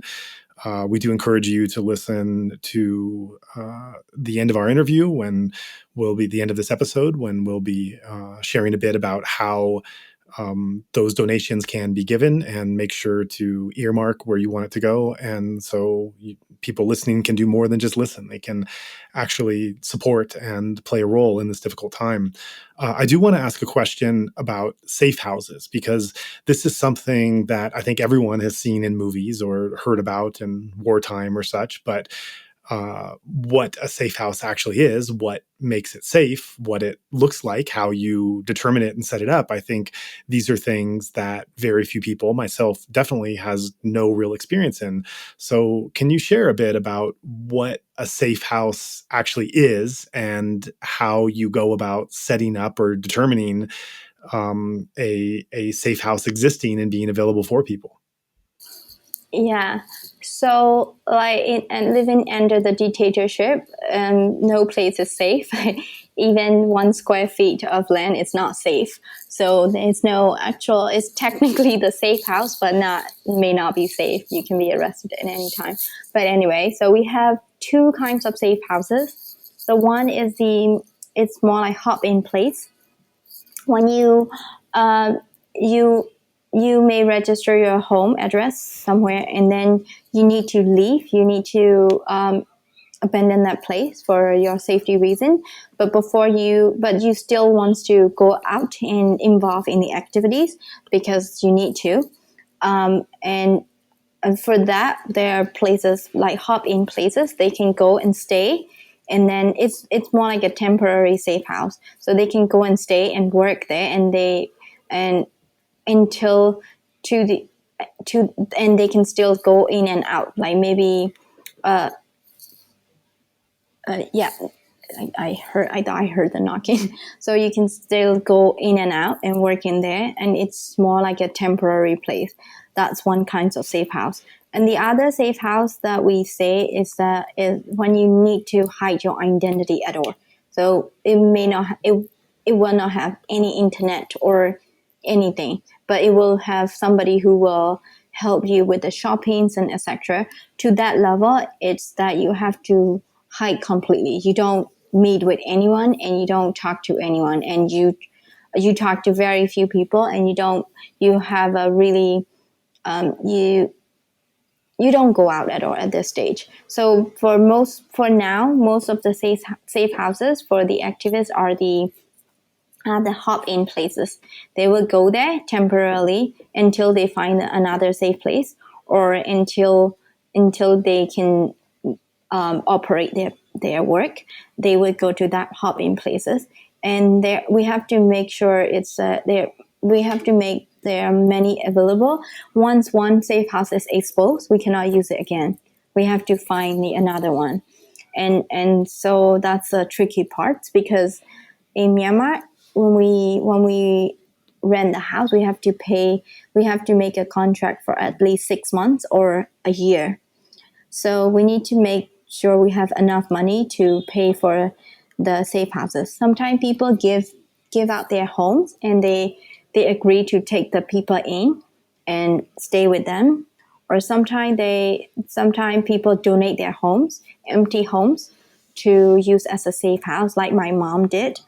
And sometimes most of the time we rent the place, but we cannot make it empty, because we have to, before, if we just rent into, the people are going to know that these people are hiding. So we have to make sure there's somebody there and operate it as a normal home, so that people can go in. So there are lots of settings needed for the safe houses, but we have a shortage of safe houses, because we need the safe houses for the journalists, and safe houses for the activists, and also safe houses for the CRPH, the people working with the CRPH, the people who are helping the government, the parallel government, the elected government.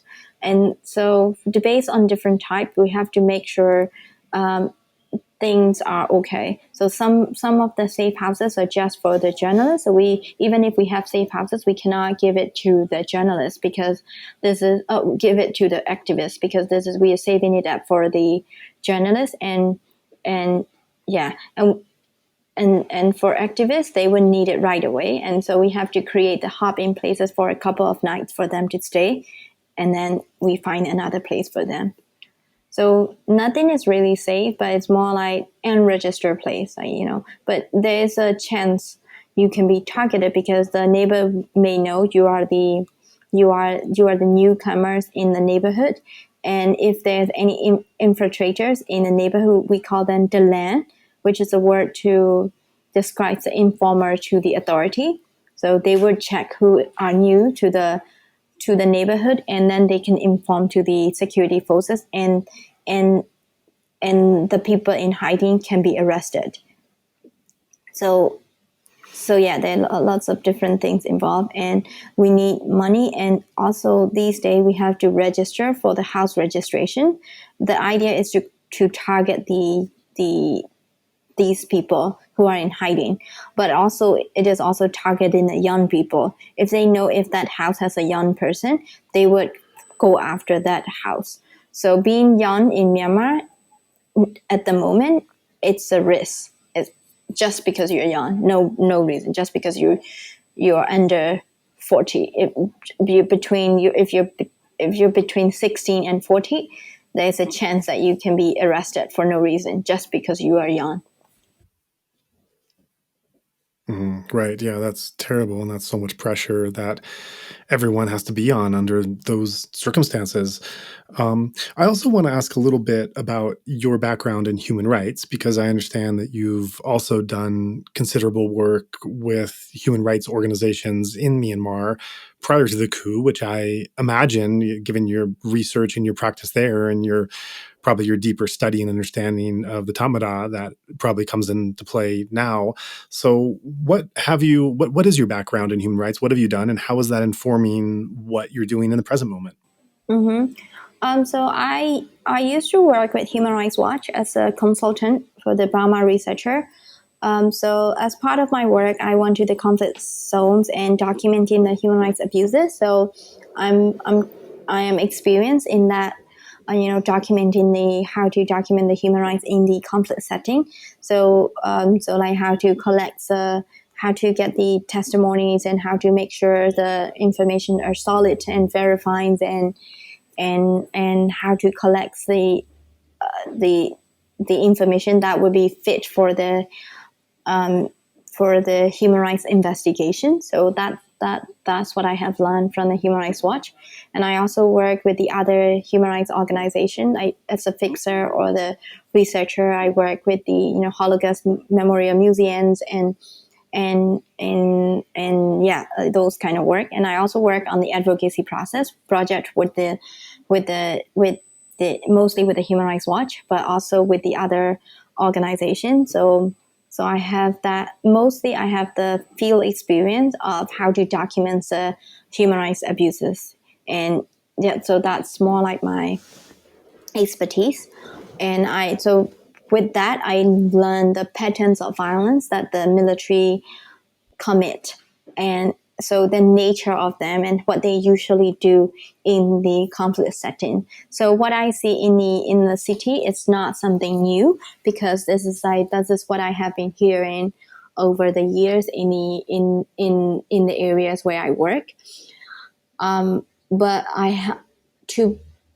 the difference is that before I only heard and I very few cases I would see the video record or the photos records or the or the witness in myself. Where I would listen to the first-hand account of people and document it, but this time is different because I can see the footages myself and I witness it myself, and then photos and everything available. So this is the level. This is more like I actually see it with my eyes this time. So the knowledge and the documentation helped me with the systematic documenting of the abuses. Like when sometimes the problem with the human rights documentation, the challenge, I would say, the challenge with the human rights documentation is that in many cases, people suffer a lot. So they want to get the attention and they like to exaggerate the data, or they like to fabricate the data just to get more attention. So we have to be, as a human rights researcher, you have to be very careful with the information that you receive. And sometimes people would say that, oh, they're shooting with the real guns, or they are open fires and etc. So some questions involve, did you see it, or did you hear it, or did you hear somebody else told you, and etc. So that kind of clarification. So sometimes people don't like it because it gives them impression that we don't trust their information. But for us, and sometimes people don't like to continue talking because they feel like, why are you asking this kind of deep questions? But for us, it's very important because the accuracy and the detail, it's very important for us, so that we can file the documentation. And if they go to the human rights court, human rights law are the laws, like international humanitarian law are the law. So it has a legal nature, and it has to be specific, and it has to be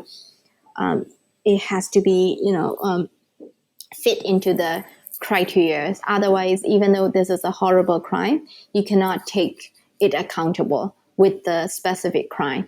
So that knowledge and the skill set that I have learned from Human Rights Watch, and also I did my master in human rights, helped me document the abuses that I can see myself. And also I can help other people who are documenting the human rights abuses. I can help them with sharing knowledge on how to collect the information to be as valid as they can. So those are things that is helpful, because sometimes when, for example, like when we say in general word, people say, oh, this is a war crime because they are going into the hospital, or they're shooting this and that. But to fit into the category of the war crime, it have to be a conflict setting. And sometimes people will say, now like people are saying the case in Bago is a genocide because lots of people dying, but that's not even true, because genocide is very specific. And also to count it as a crime, we have to also know like whether it is a shooting at the people, or like shooting at somewhere else, and it's at a collateral damage. So in our report, we have to be very careful about the incident. So human rights documentation has to be very systematic, and it has to be it needs verification with lots of people.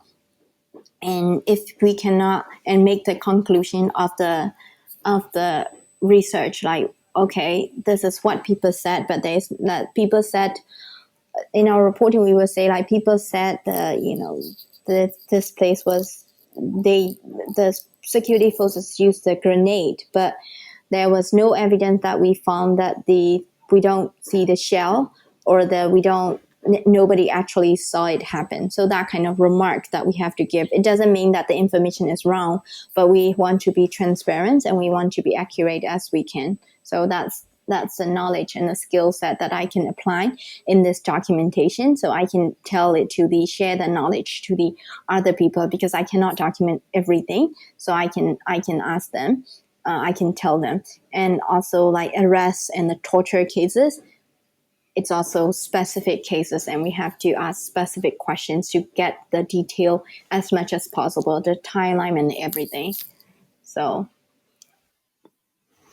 Right. And are you engaged in that work now? Are you reporting and documenting on these kind of human rights abuses in this since the coup? Yes, I do. I'm occasionally working with the Human Rights Watch, and the also working with the other court cases. Other people who hire me as a freelance. I'm a freelance person, so I was hired by the other people for that kind of testimony worth of data collection. That's what I do. I also volunteer myself with the one group and collecting the death toll. That's also what I'm doing. So some of them are the paid work, and some of them are the volunteers work that I do. That's a lot of things to hold. That can be quite heavy to have to go over that information and those details day by day, as you also on a personal level are also not safe.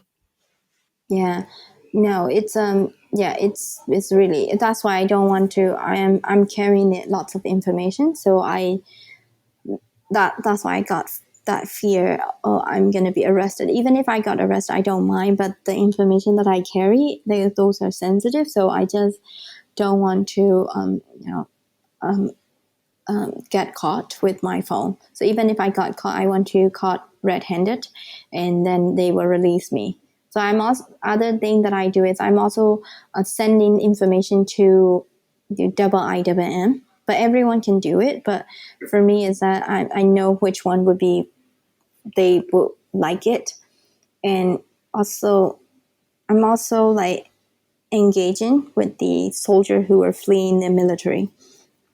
So that information that I help them connect with the human rights organization if they want to testify, or if they need some help, or if they want to talk to the media.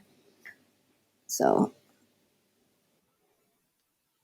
Right. And there's another thing that you do, according to my understanding as well. You are involved in a narrative analysis on social media. Can you tell a little more what that is? well, I started it for the Rohingyas crisis. When internationally they see us as a human rights and a humanitarian crisis, but in the country that time it wasn't like that. It was, they were very, there was a huge negative sentiments towards the Rohingyas, and thinking them as an enemy, and very few people were sympathized for Rohingya. So I am trying. So internationally, like that's the problem with the international media. Sometimes that the way they frame it is very much like black and white. Okay, this person is good, the victims always, and this person is the perpetrator always. But the actual things are more complicated than this, because at the beginning when it started, even though it was a state-sponsored violence, and both community in 2012, both communities suffer, both Rakhines and the Rohingyas suffer. But it turned out only one group's got more attention, which is understandable because the level and the intensity level and the violence against the Rohingyas and the suffering of Rohingya is, it's nothing compared to any other ethnics in the country. So that's why international community and the media would pay more attention to the Rohingyas. But the other problem with this is that they started making the Rakhine as the villains and the bad people, and now over time that caused the grievances amongst the people.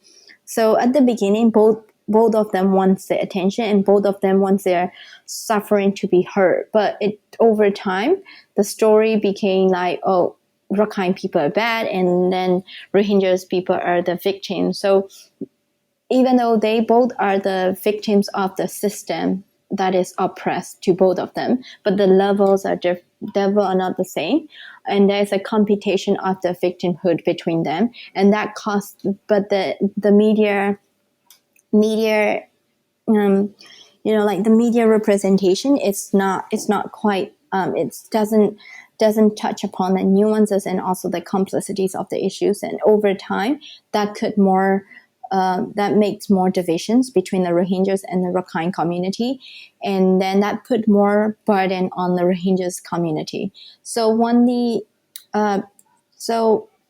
so going that time, so that's why I decided to make the narrative, because internationally, yeah, oh my god, this is horrible, and how could people have a lack of sympathy, but internally they're being brainwashed and their idea is different, the way they see the crisis is different, and some of them it doesn't really it's not just the you know it's not just the Rohingyas issue itself. Like lots of role that Aung San Suu Kyi play in shaping that narrative or making people believe that Rohingyas are the outsiders and they don't belong, and they're trying to take the land, and the role of the religious leaders, the monks, and trying to divide and rule, and also like the way there's an Islamophobic narrative which has existed in Myanmar since after 9/11. So that all fed into the brainwash mechanisms of the people, and people are being brainwashed not to, believe in the Rohingya suffering. So that's what I study on the Rohingya's crisis. There is a parallel narrative, the international narrative, and the local narrative. So that's how I started looking at the social, and most of the information, the discussion are happening on the social media, and Facebook became everything in Myanmar. So I was analyzing the narrative on the social media and how people understand how people see the Rohingyas crisis, and how are they so negative against the Rohingyas, and how can they not sympathize groups of people whose life are at a dire situation. So that's what I analyze. And so it's not that they don't. So that's my studies. That's what I did with the narrative. So now, like the narrative is also changing. Like on the social media, you may see like people start apologizing, the Rohingyas people. So internationally, they see Burmese people as a racist people, but I argue this is a different narrative that happening around that shapes the people's minds and the behavior, and so you can see now like people have been shifted the idea, which is more like they have never seen before. So now they saw it and they experience it, and they can relate in a way how Rohingyas suffer. So yeah, that's why I'm always, rather than judging and rather than building a conclusion, I like to understand how people understand things. So that's how I study the narrative on the social media, and mainly on how the general public see the Rohingyas crisis. Yeah, that's fascinating. And I think that is certainly an area that a lot of people are curious about, how they saw the issue and how there was a certain kind of coldness and, as you say, some kind of inhumane detachment from seeing these as fellow people with suffering. And so to be able to go in and dig into how are these views actually being formed and how are they being expressed, and how has that been changing? That's especially in an age of social media with the weight that carries. That's just an incredibly important topic. I'm just kind of floored by how much you're doing, how much you're holding, how much you're involved in, how far your knowledge and your activities extend, and and knowing how much you do and taking the time to talk to all of us today, and what has become quite a long interview. I just really appreciate that you would take the time to share with this foreign audience and to just go over some brief overviews of the many things that you're involved in to help to educate us and bring this understanding.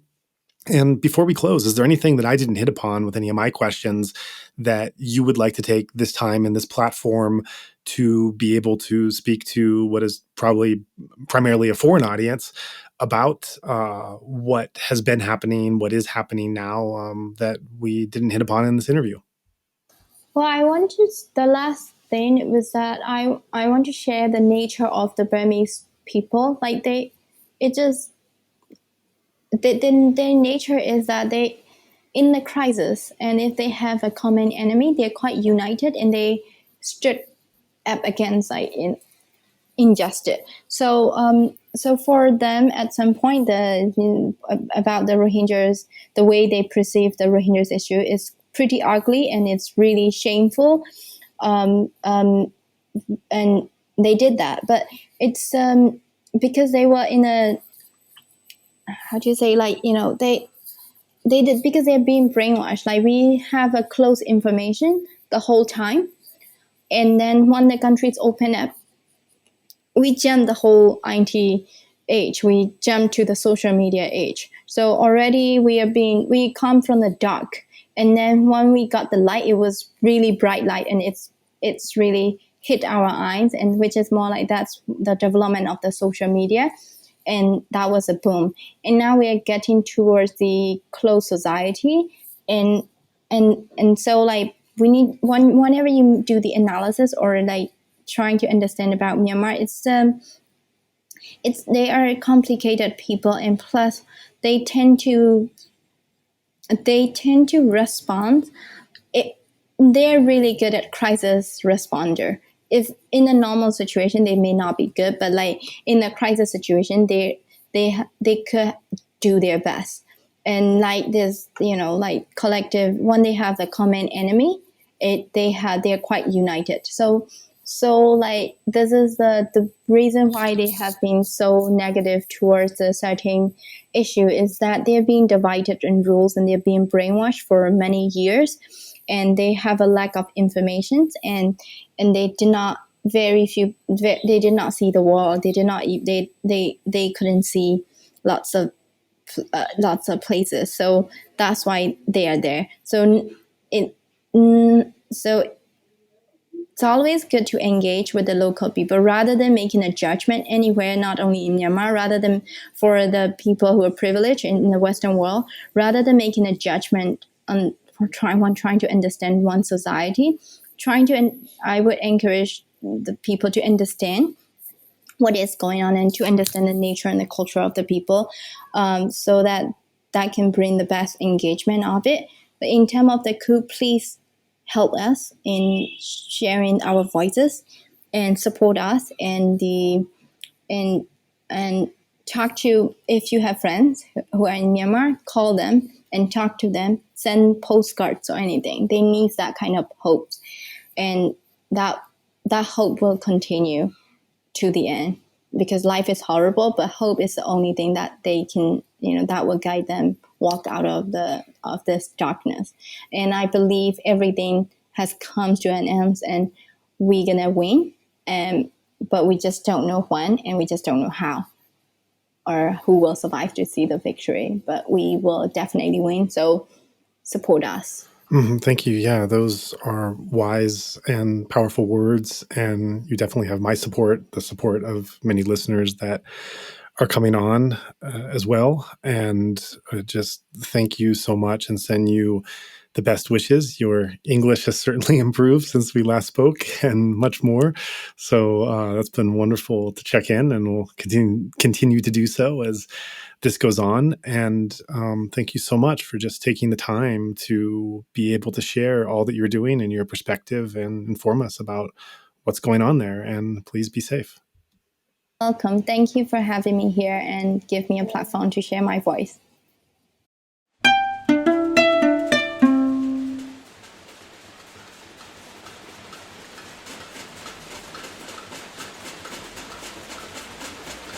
After today's discussion, it should be clear to everyone just how dire the situation is in Myanmar. We are doing our best to shine a light on the ongoing crisis, and we thank you for taking the time to listen. If you found today's talk of value, please consider passing it along to friends in your network. And because our nonprofit is now in a position to transfer funds directly to the protest movement, please also consider letting others know that there is now a way to give that supports the most vulnerable, and to those who are especially impacted by this organized state terror. If you would like to join in our mission to support those in Myanmar who are resisting the military coup, we welcome your contribution in any form, currency, or transfer method. Every cent goes immediately and directly to funding those local communities who need it most.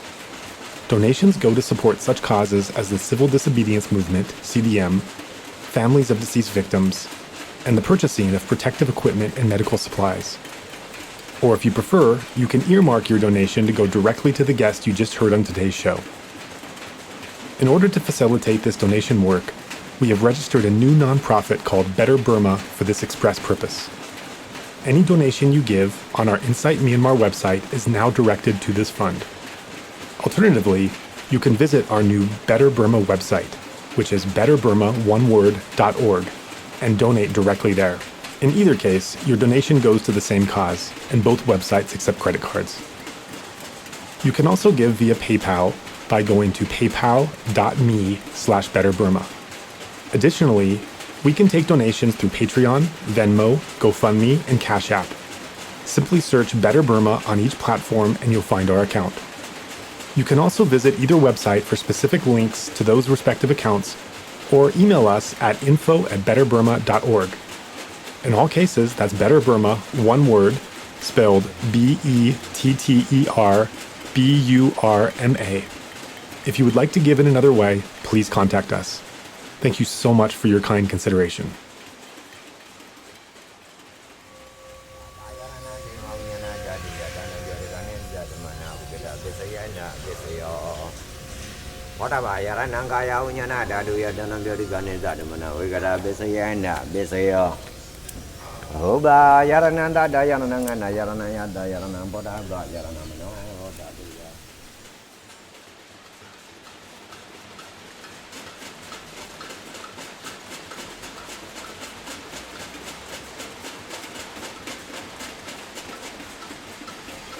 You've been listening to the Insight Myanmar podcast. We'd appreciate it very much if you could rate, review, and/or share this podcast. Every little bit of feedback helps. You can also subscribe to the Insight Myanmar podcast on Apple Podcasts, Spotify, Stitcher, or wherever else you get your podcasts to make sure you don't miss any of our upcoming episodes. If you can't find our feed on your podcast player, please just let us know and we'll ensure it can be offered there in the future. Also, make sure to check out our website for a list of our complete episodes, including additional text, videos, and other information available at insightmyanmar.org. And I also invite you to take a look at our new nonprofit organization at betterburma.org. There was certainly a lot to talk about in this episode, and we'd like to encourage listeners to keep the discussion going. Make a post, request specific questions, and join in on discussions currently going on the Insight Myanmar podcast Facebook group. You're also most welcome to follow our Facebook, Instagram, and Twitter accounts by the same name. If you're not on social media, feel free to message us directly at info@insightmyanmar.org. Or if you'd like to start up a discussion group on another platform, let us know, and we can share that forum here. Finally, we're open to suggestions about guests or topics for future episodes. So if you have someone or something in mind, please do be in touch. We would like to take this time to thank everyone who made this podcast possible. Currently, our team consists of 2 sound engineers, Mike Bink and Martin Combs. There's of course Zach Hessler, content collaborator and part-time co-host. Ken Pransky helps with editing, and a special Mongolian volunteer who is asked to remain anonymous does our social media templates. In light of the ongoing crisis in Myanmar, a number of volunteers have stepped in to lend a hand as well, and so we'd like to take this time to appreciate their effort in our time of need. And we're always on the lookout for more volunteers during this critical time, so if you'd like to contribute, definitely let us know. We'd also like to thank everyone who has assisted us in arranging for the guests we've interviewed so far. And of course, we send a big thank you to the guests themselves for agreeing to come on and share such personal, powerful stories. Finally, we're immensely grateful for the donors who made this entire thing possible. We want to remind our listeners that the opinions expressed by our guests are their own and don't necessarily reflect the host or other podcast contributors. Please also note that as we are mainly a volunteer team, we do not have the capacity to fact-check our guest interviews. By virtue of being invited on our show, there's a trust that they will be truthful and not misrepresent themselves or others. If you have any concerns about the statements made on this or other shows, please contact us. This recording is the exclusive right of Insight Myanmar podcast and may not be used without the expressed written permission of the podcast owner, which includes video, audio, written transcripts, or excerpts of any episodes. Also not meant to be used for commercial purposes. On the other hand, we're very open to collaboration. So if you have a particular idea in mind for sharing any of our podcasts or podcast-related information, please feel free to contact us with your proposal. If you would like to support our mission, we welcome your contribution. During this time of crisis, all donations now go towards supporting the protest movement in Myanmar through our new nonprofit, Better Burma. You may give by searching Better Burma on PayPal, Venmo, Cash App, GoFundMe, and Patreon, as well as via credit card at betterburma.org/donation. You can also give right on our Insight Myanmar website, as all donations given there are directed towards the same fund. And with that, we're off to work on the next show, so see you next episode.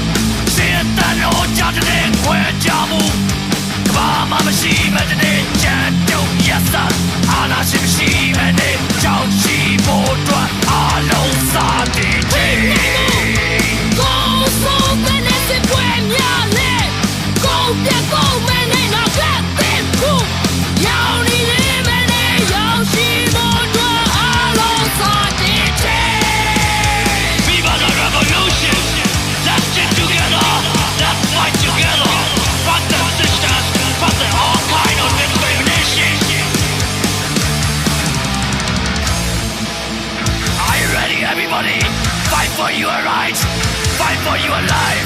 There's a time for revolution.